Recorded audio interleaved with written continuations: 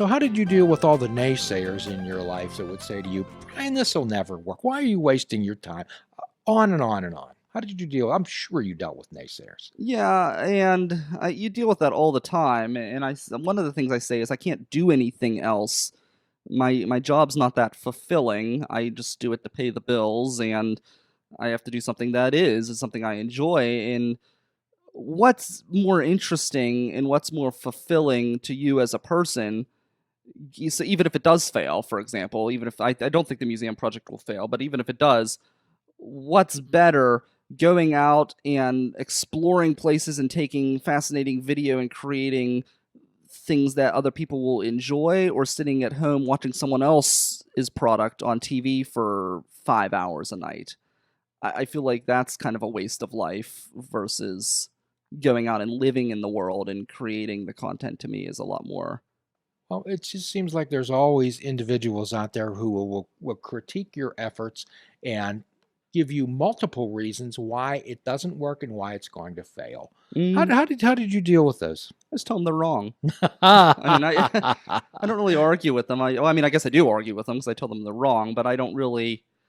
I don't know, I never really cared what anyone else thought in that regard. I just, if I want to do it, I've always been that way. If I want to do something, I just do it. okay. And even with simple things like trips, I had my sister wanted to go to. I was going to Cleveland, and she was going to go with me. And I guess like it's a situation, some sort of driving situation. She didn't have a vehicle or whatever, but she tried to change the plans on me the last minute, and I said, "See ya." And I went to Cleveland by myself. If I want to do something, I just do it. I had a friend who was going to Toronto with me, and he found out like 2 days before that his passport expired, and I said, "Well, have fun in North Huntington. I'm going to Canada." I just do it. If I and I know that's like completely different than the museum project, but that's just how I'm wired. If I want to do something, I'll just do it. It doesn't really matter what anyone says. It won't really deter me. If I want to do it, I do it, and fail or succeed, that's just how it goes. So what you're doing is you're building your own life. Mhm. Okay. So quite often what we help people uh, understand and maybe figure out on this show is that rather than think of ways that it can fail, we help people refocus and say, okay, let's think of ways that it can succeed. Mhm. Yeah, I think that's a great way to look at anything. I always try to be positive, mindful of the negatives, but I try to focus on the positives, especially with other people. Now, everybody dwells on things. I'll dwell on negatives. If I go out and do well, there's a video of Bushy Run. It turns out it turned out pretty interesting, and it was really popular. I went to Bushy Run. They had their battle reenactment they do every year. It's over 250 years since the initial battle of Bushy Run, which, to give a little history lesson, because there's a lot of bad history being taught in our schools, unfortunately, on our local history. Bushy Run was not part of the 7 Years' War. It was part of Pontiac's War, which took place as a result of the 7 Years' War. But anyways, it's out in Harrison City, and it was a really important battle that broke the siege at Fort Pitt. And I went there, and I was supposed to live stream it, and it was just like one disaster after another. We get there. I tested the live stream equipment before we had left. It was working. I get there. It decided not to work.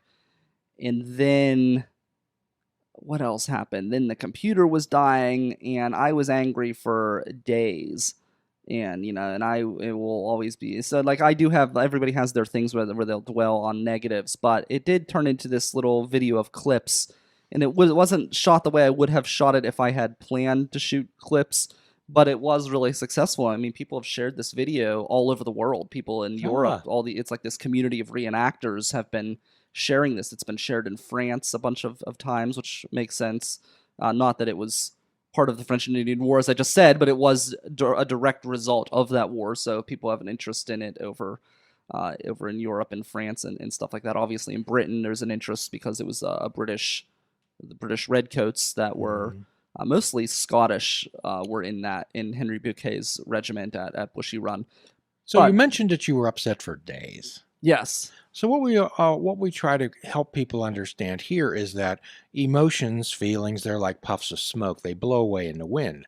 However, if you add your thoughts to them, it gives them great staying power and it'll stretch them out into infinity. So what we ask people is to do is say when they label and identify, describe how they feel, and add some immediacy to that. Yes, I feel this way at present in this moment.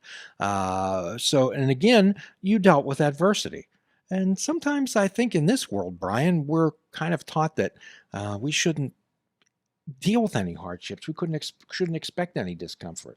I would suspect you dealt with much in your life. Yeah, always, because especially when you want everything to you always want I always want to appear as a professional, even though I guess technically I'm an amateur because I'm not getting paid for what I'm doing, but I always want to be treated with the respect of a professional. So when things don't go wrong, it's embarrassing, and I get really angry about that. Now, I mean, it's from an outsider's perspective, it's reasonable to think that somebody who's working overnight and is just kind of like coming there on no sleep with like equipment that they just purchased on their own to make mistakes. But for me, that's an excuse. So I get really upset when things don't go the right way. But I don't think that that's a bad thing. Everyone acts like, oh, you should just like, don't worry, things happen. It's like, no, things don't happen. You messed up. You could have done something to prevent this disaster, and you should be upset. You should be angry. And then, but not that you should be defeated, but you could use that anger to make sure it doesn't happen again. Okay, you're angry. What can I do next time to make sure it doesn't go that way? But it doesn't mean that you should let yourself off the hook. You shouldn't maybe hold yourself captive as long as I do, because I'll be angry at myself for quite a while over something that somebody else would just brush off. But I do think that you do deserve to be a little upset with yourself, because of course you're never going to improve otherwise. Well, we always want to help people understand that they need to take responsibility for their actions. Okay. And in the 12-step world, we say that our problems are of our own making. However, what we're talking about is saying rather than beat ourselves up, we can be angry, and that's good. Angry has a lot of energy, and we can either turn that angry inward, or we can turn that anger and that energy into determination. Well, I screwed up. How can I not screw up next time? Yeah. It's okay to beat yourself up a little bit. So the River's Edge morphed into this type of atmosphere with many local music, promoted a lot of really good people, and you had quite a few podcasts on there, quite a few people, quite a few individuals, personalities. Well, actually, this museum project, PGH Museums, was a result of one of those podcasts. I actually was not a huge museum goer. I was really always interested. I always loved when I would go to a museum, but my family just didn't go to museums when we were kids that often. It just wasn't my parents' thing. And I'm not complaining. I went to the beach a lot, and I really love the beach. So it's not a complaint against them, but it is something that I didn't experience as much when I was younger. But my friend Randy, who is one of the organizers of PGH Museums, he was a museum enthusiast, and he had been to so many museums in the area. And he and I started going to museums. And as my time became more and more limited, it was harder to schedule that. So we decided to start a podcast to make sure it was a priority. And it was called The Culture Cruise, and it was a museum that we recorded while we were driving. And we would drive to the museum and talk about where we were going, and then on our way back, we would talk about our experiences at that museum. And the humor came in because I'm a pretty aggressive driver, and when I'm not driving, Randy's a lot more passive than I am, so I would start yelling at Randy for not being aggressive. And now, typically, I'm not that bad of a backseat driver, but it is more entertaining it's not entertaining on the podcast if I don't say something. So whatever's would go on in the back of my mind on a typical day was on the tip of my tongue during the podcast. But eventually, it never got the promotion it deserved, so it wasn't that well listened to because I was too busy doing other things. And then Randy's schedule got complicated. So when I decided to take some more time back for myself and kind of go in a different direction personally and come up with some new content options and opportunities, we decided to explore bringing that podcast back. And here, with all of the work we've done, the podcast is the thing that's dragging now, because we're going to release it next fall, because we just have so much going on with the whole project. So while you were at the River's Edge, the seed was planted for perhaps this type of venture. Mm-hmm. Okay. And as with most things, in the fullness of time, um, perhaps we move on with our lives.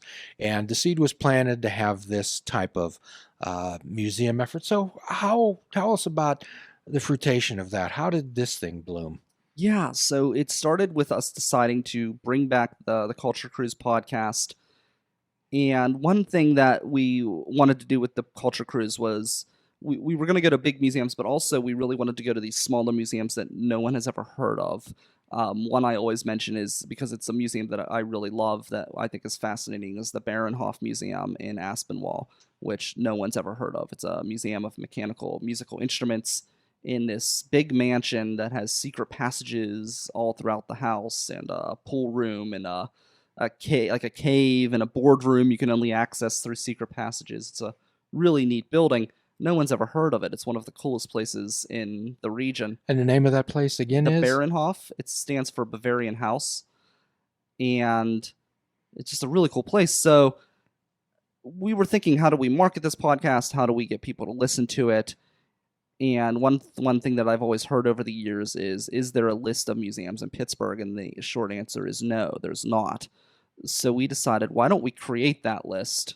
And then why don't we create a community that will listen to our podcast? So instead of creating a podcast, throwing it out into the internet and saying, please listen, and going through all of the really boring ways to promote a podcast. I mean, promoting a podcast isn't really that fun, going through the standard ways. Do you enjoy learning the hashtags and going out and trying? I mean, it's kind of, it all seems kind of, It can be a chore. yeah, it's really not, but building a directory that people can use and creating a culture of museum enthusiasts, that's fun. That's something that's fun to do. So we've come up with a directory on the website, and so the website is three parts. There's the directory, there is the blog, and then there is the membership program, or the blog and the media in general. So the directory is, we've basically gone through our volunteers and we've researched as many historic places, museums, and galleries that we could find throughout southwestern Pennsylvania. And right now we have a directory of more than 400 listings in the region. So you went to this Baronhof, and I'm glad you turned us on to that, and I hope everyone out there within the vicinity of Pittsburgh could perhaps visit that.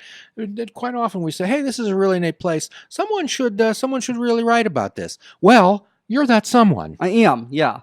So we are going to be doing all sorts of content with this. So that's where the media side gives in. So we've got the directory, and it also has an interactive map, which is cool. So you can actually see where these places are on a map.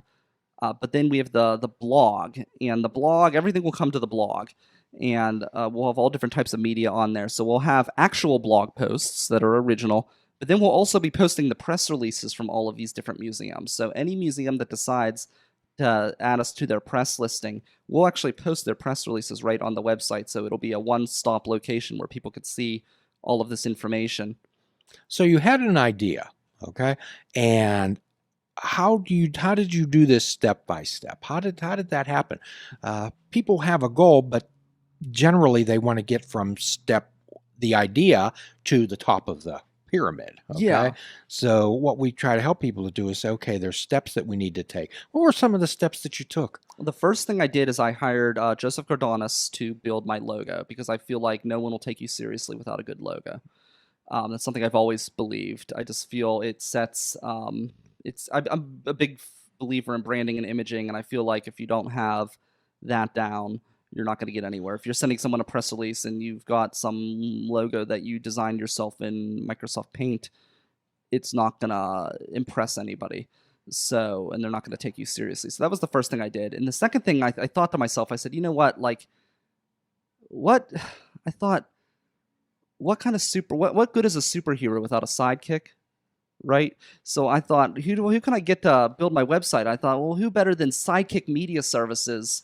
And they really were the sidekick to my superhero project in building the website for pghmuseums.org. So they've done all of the work with that. Missy. Sidekick. Could you say a Media little bit more Services. about Sidekick? Yeah, Sidekick Media Services. They do everything from live streaming, video, podcasting production. They do web design, social media outreach. They do a fantastic job. So, and they're affiliated with Sorgatron Media, which is where we are at right now. For those of you out there, this is a shameless plug. It is, yes. So, but seriously, I did hire them. That was the second thing I did was hire them and get the ball rolling with that. And then I, kept reaching out to different people and bringing in volunteers who were interested in this project. And I was really, really happy one day when I had this message that came across my screen. And it was somebody who said, I'd really like to help with this museum project. I love what you're doing. And my name's Amanda Narcisi, and I run one of the biggest, best blogs in Pittsburgh. So that was awesome to get someone with her kind of qualifications and skills involved in the project. And we just have some really, really great people working on this project, and I think it'll show whenever we launch. Everything was, we wanted to send an image, like I said, branding. So with the website, I kind of let Missy run with it because I trust her judgment with Sidekick Media Services, but I kind of gave some direction where I was like, I wanted to I gave her the impossible task of saying, I want it to look really, really modern, but also old-fashioned. So she it looks really modern, but it uses certain color schemes and font text that it looks modern and fresh, but it also has this feel to it that you can tell it's for museums and things like that. So you had an idea, you took some action and effort, and understand that this needed a face. It needed something to represent it. Mm-hmm.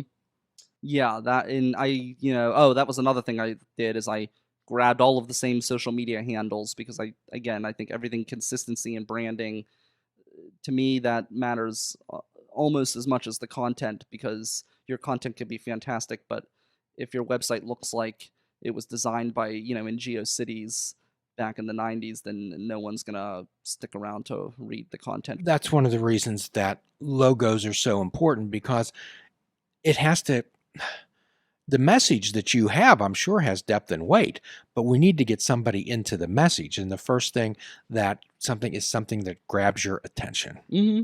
Exactly. And I love the logo that Joe Gordonis put together. It is inspired by the Carnegie Museum of Natural History, but it is not specifically that building, but that building screams museum. And somebody said, oh, but museums are so diverse.